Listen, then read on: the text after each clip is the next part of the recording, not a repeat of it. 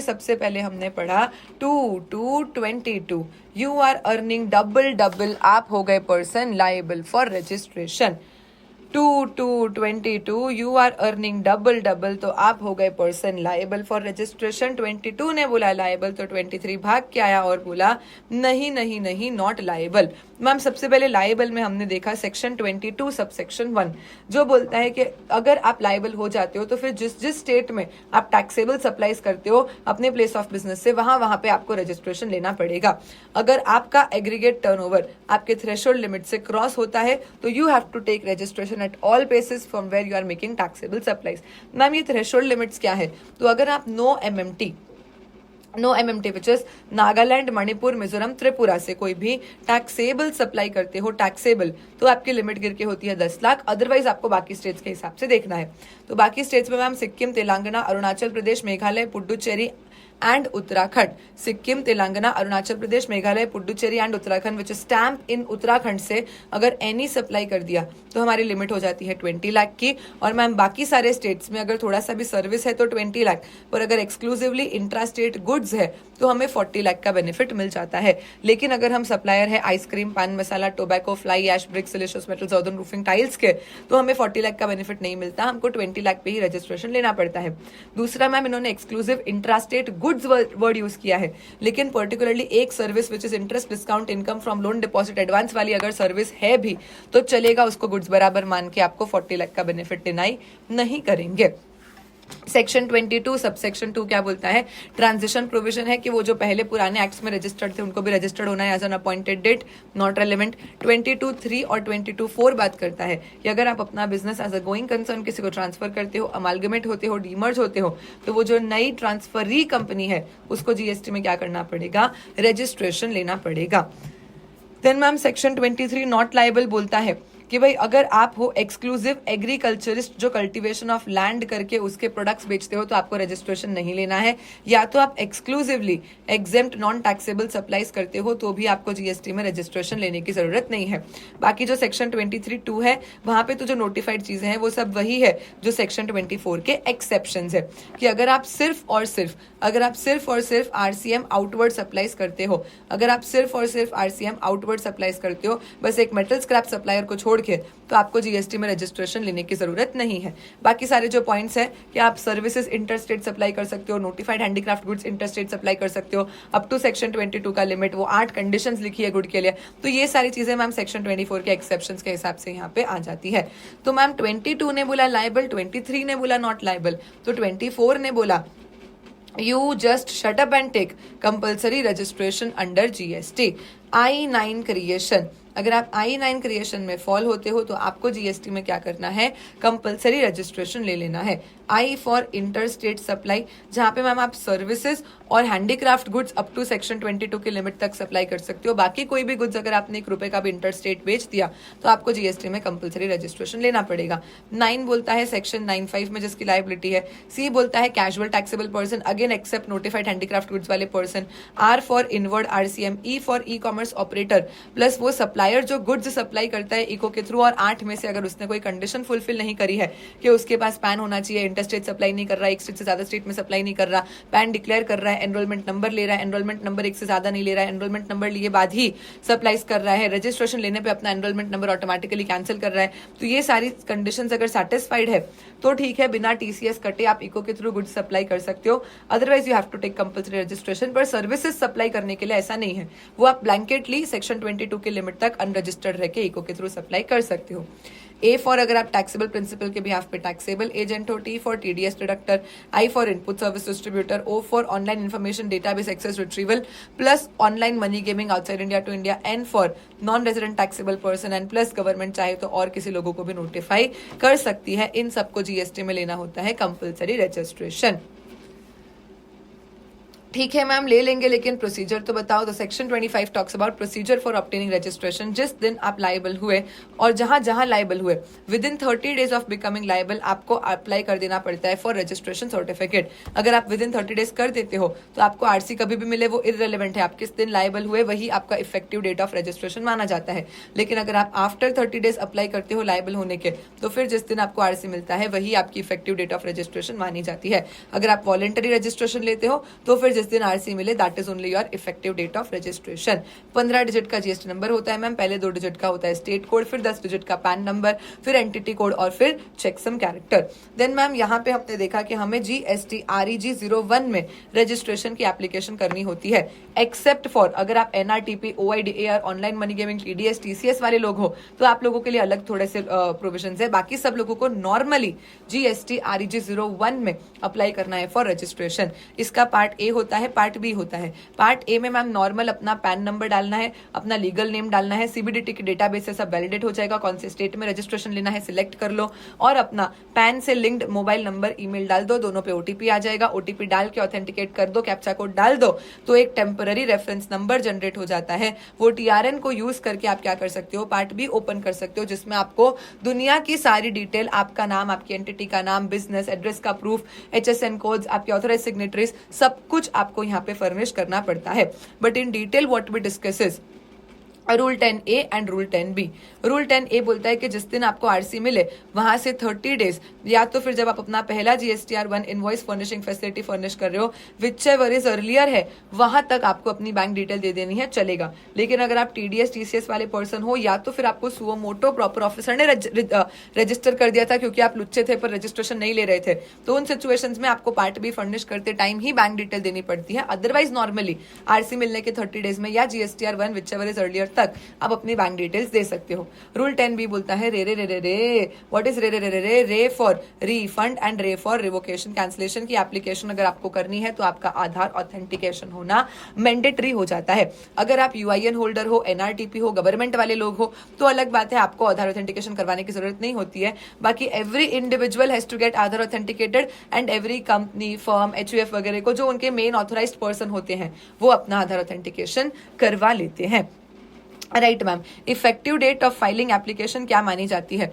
अगर मैंने ऑथेंटिकेशन के लिए येस बोला है और मैंने ऑथेंटिकेशन कर लिया तो फिर जिस दिन मैंने ऑथेंटिकेशन किया वही मेरी effective date of filing application हो जाती है। मैम मैंने ऑथेंटिकेशन के लिए येस बोला पर 15 दिन हो गए मैं ऑथेंटिकेशन कर ही नहीं रही तो 15th डे एक्सपायर होने पर मैं मान लूंगी कि मेरी रजिस्ट्रेशन एप्लीकेशन हो चुकी है। अगर मैंने ऑथेंटिकेशन के लिए येस बोला पर मेरा ऑथेंटिकेशन फेल हो गया तो जिस दिन फेल हुआ वही मेरी इफेक्टिव डेट ऑफ एप्लीकेशन हो जाएगी। और मैम अगर मैंने शुरू से ही नो ही बोला था ऑथेंटिकेशन के लिए तो ऐसे केस में वेट करने की जरूरत नहीं है, जिस दिन भी मैंने पार्ट बी फर्निश किया वही मेरी effective date of filing application हो जाती है। अब इस डेट से हमको आगे के सारे वो 7 डेज 30 डेज के टाइम लिमिट्स गिनने होते हैं, इसलिए ये डेट्स जाननी हमारे लिए जरूरी हो जाती है। तो मैम जब हमने ऑथेंटिकेशन के लिए येस बोला और फिर हमारा ऑथेंटिकेशन सक्सेसफुल भी हो गया, हमने ऑथेंटिकेशन के लिए येस बोला और हमारा ऑथेंटिकेशन सक्सेसफुल भी हो गया, तो ऐसे केस में ma'am with in 7 working days proper officer को एक्शन लेके या तो नोटिस इशू करनी पड़ती है या हमको रजिस्ट्रेशन सर्टिफिकेट देना पड़ता है। कुछ भी नहीं किया तो डीम्ड मान लेंगे कि आरसी ग्रांट हो चुका है। अगर नोटिस देते हैं तो हमारे पास रिप्लाई करने के लिए होते हैं नेक्स्ट 7 वर्किंग डेज और हमारे रिप्लाई से वापस आगे एक्शन लेने के लिए ऑफिसर के पास होते हैं 7 वर्किंग डेज। हावेवर मैम मैंने ऑथेंटिकेशन किया ही नहीं, मैंने ऑथेंटिकेशन के लिए येस बोल के 15 दिन निकल गए पर अभी तक हो नहीं पाया है, या मेरा ऑथेंटिकेशन फेल हो गया है, मैंने शुरू से नो ही बोला था मैं नहीं कराऊंगी ऑथेंटिकेशन, या मुझे आइडेंटिफाई कर लिया है रिस्क बेसिस पे कॉमन पोर्टल पे, तो ये सारी सिचुएशंस में ऑफिसर के पास 30 डेज का टाइम होता है कि वो फिजिकल वेरिफिकेशन कर ले। नहीं हो पा रहा है तो अदर डॉक्यूमेंट्स के बेसिस पे रीजंस को रिकॉर्ड कर ले राइटिंग में और 30 डेज के अंदर अंदर या तो आरसी दे दे या तो नोटिस दे दे। अगर कुछ नहीं किया तो डीम्ड आरसी मान लेंगे। अगर नोटिस आ गया एक बार तो फिर आगे मुझे रिप्लाई करने के लिए 7 वर्किंग डेज ही मिलते हैं और मेरे रिप्लाई से वापस एक्शन लेने के लिए ऑफिसर के पास अगेन 7 वर्किंग डेज ही होते हैं। तो एक सिर्फ ये मेन टाइम लिमिट 30 डेज हो जाती है, बाकी आगे का नोटिस आने के बाद तो सब कुछ 7 वर्किंग डेज, सब कुछ 7 वर्किंग डेज ही होता है। मैम फिजिकल वेरिफिकेशन के केस में 2 सिचुएशन हो सकती है कि आपको आरसी देने के बाद ऑफिसर को फिजिकल वेरिफिकेशन करना पड़ रहा है या आरसी देने के पहले ही कर रहा है। अगर आरसी देने के पहले ही फिजिकल वेरिफिकेशन कर रहा है तो मैम वो जो मेरी लास्ट डेट है आरसी ग्रांट करने की एप्लीकेशन से 30 डेज वाली, उसके एटलीस्ट 5 वर्किंग डेज पहले प्रॉपर ऑफिसर को अपना फिजिकल वेरिफिकेशन कंप्लीट करके रिपोर्ट, डॉक्यूमेंट्स, फोटोग्राफ्स जो भी है है, सब कुछ REG30 में कॉमन पोर्टल पे अपलोड कर देना पड़ता है। आफ्टर के केस में क्योंकि मैम कोई लास्ट डेट की तलवार सर पे लटक नहीं रही है, तो जिस दिन फिजिकल वेरिफिकेशन करा वहां से 15 वर्किंग डेज के अंदर अंदर प्रॉपर ऑफिसर क्या करता है, अपनी रिपोर्ट ऑनलाइन पोर्टल पे अपलोड कर देता है। अगर आप नॉन टेक सेवी पर्सन हो तो आप फैसिलिटेशन सेंटर पे जाके अपने डॉक्यूमेंट्स वगैरह अपलोड उनसे करवा सकते हो। भाई साहब, इतनी बड़ी प्रोसीजर मैं तो थक गई, इतनी बड़ी प्रोसीजर मैं तो थक गई। तो क्या मैं ये प्रोसीजर 2 बार करूंगी? नहीं मैम, आपको सिंपली क्या करना है, सेक्शन 26 का यूज करना है जो बोलता है डीम्ड रजिस्ट्रेशन, कि आप तो बस एक एक्ट में रजिस्ट्रेशन लो, बाकी सारे एक्ट में आपको डीम्ड रजिस्टर मान लेंगे। आप एक एक्ट में कैंसिल हो तो बाकी सारे एक्ट्स में आपको डीम्ड कैंसिल मान लिया जाएगा।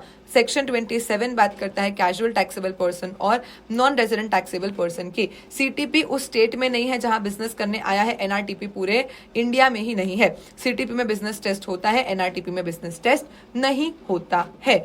इन लोगों को at least 5 days prior to coming here and commencing their transactions application करनी पड़ती है। मैक्सिमम 90 + 90 डेज के लिए इनको एक्सटेंशन दिया जा सकता है। मैम ये एक्सटेंशन 1 टाइम ही होता है 90 डेज का। अगर किसी भी सिचुएशन में 90 + 90 as in more than 180 days के लिए उसको यहाँ पे रह के ट्रांजेक्शन करने हैं, तो मैम फिर उसको नॉर्मल रेगुलर रजिस्ट्रेशन लेना पड़ेगा, जो वो जाते टाइम फिर सरेंडर या वही मतलब सरेंडर करके कैंसिल करके चला जाएगा। जब भी ये एप्लीकेशन कर रहा है वो तो उस टाइम पे उसको अपनी पूरी एस्टिमेटेड लायबिलिटी एडवांस में ही गवर्नमेंट को डिपॉजिट करवा देनी पड़ती है।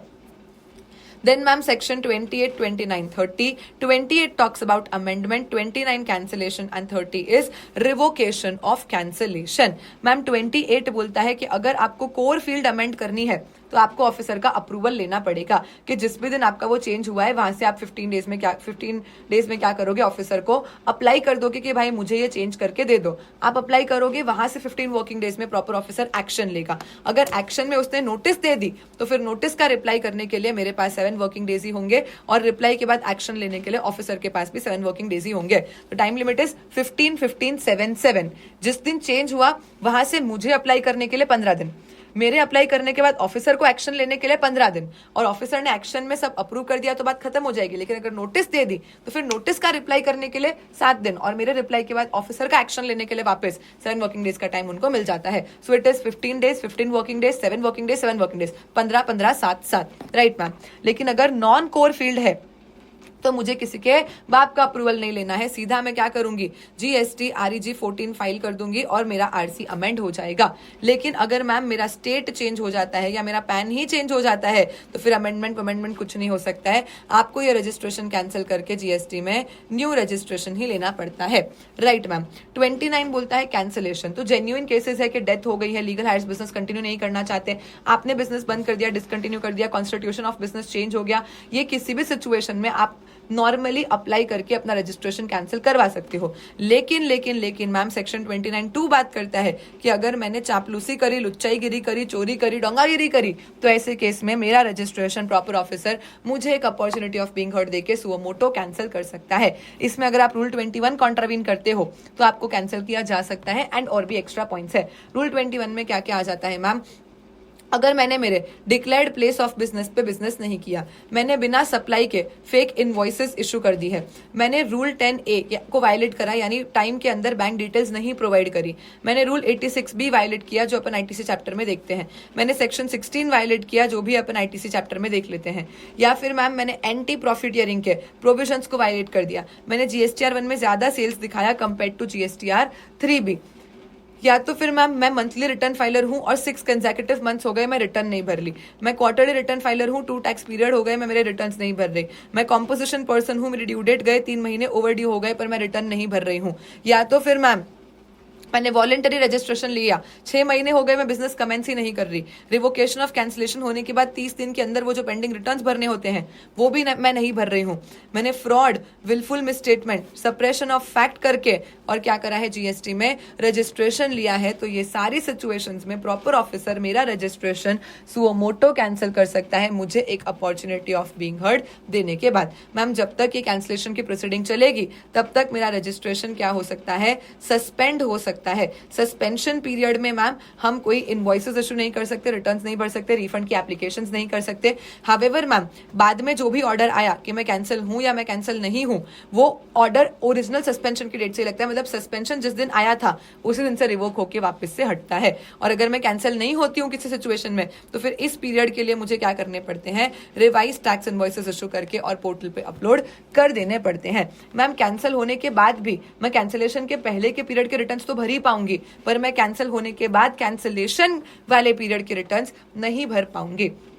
कैंसिल होने के बाद भी अगर पहले की कोई लायबिलिटी निकल के आ जाती है तो वो लायबिलिटी मुझे सेटिस्फाई करनी पड़ती है। अगर मैंने बैंक डिटेल नहीं दी थी या रिटर्न फर्निश नहीं करे थे इसीलिए मैं कैंसिल होने जा रही हूँ, तो मुझे फटाफट से मेरी डिटेल और रिटर्न फर्निश कर देने पे ऑफिसर मान जाएगा और मेरा रजिस्ट्रेशन क्या कर देगा, वापस से मुझे दे देगा, सस्पेंशन हटा देगा। राइट मैम, लेकिन मैंने बहुत होशियारी करी और फिर अल्टीमेटली मेरा रजिस्ट्रेशन कैंसिल हो गया। तो उई माँ सेक्शन नंबर 30 बोलता है कि एक काम करो, जिस दिन आपको कैंसिलेशन ऑर्डर मिला है वहां से 90 + 180 डेज के अंदर अंदर 90 प्लस एक्सटेंशन ऑफ 180 डेज के अंदर अंदर आप अप्लाई कर दो, प्रॉपर ऑफिसर को रिक्वेस्ट कर लो कि please please please please please मेरा रजिस्ट्रेशन क्या मत करो, कैंसिल मत करो, मुझे मतलब कैंसिल तो कर ही चुके हैं वो लोग, प्लीज मेरा रजिस्ट्रेशन रिवोक कर दो। एंड फिर आपकी एप्लीकेशन के बाद ऑफिसर को क्या ठीक लगता है उस हिसाब से ऑफिसर एक्शन ले लेगा। अगर सेटिस्फैक्टरी है तो आपका रजिस्ट्रेशन वो आपको रिवोक कर देगा, नहीं है सेटिस्फैक्टरी तो नहीं करेगा रिवोक, आपको नोटिस इशू करेगा, आप उनको रिप्लाई कर देना। लेकिन अगर मैम सिर्फ रिटर्न नहीं भरे थे इस रीजन से कैंसिल हुई थी, अगर रिटर्न नहीं भरे थे सिर्फ इस रीजन से मैं कैंसिल हुई थी, तो पहले मैं सारे मेरे पुराने पेंडिंग रिटर्न्स भरूंगी, उसके बाद ही मैं रिवोकेशन ऑफ एप्लीकेशन के लिए अप्लाई करूंगी। मैम सेक्शन 30 तभी अप्लाई हो सकता है जब प्रॉपर ऑफिसर ने मुझे सुओ मोटो कैंसिल करा हो। अगर मैंने वॉलेंटरीली सामने से जाके कैंसिलेशन मांगा था जीएसटी में तो फिर आप रिवोकेशन के लिए ऑफिसर को अप्लाई नहीं कर सकते हो। डन डना डन डन।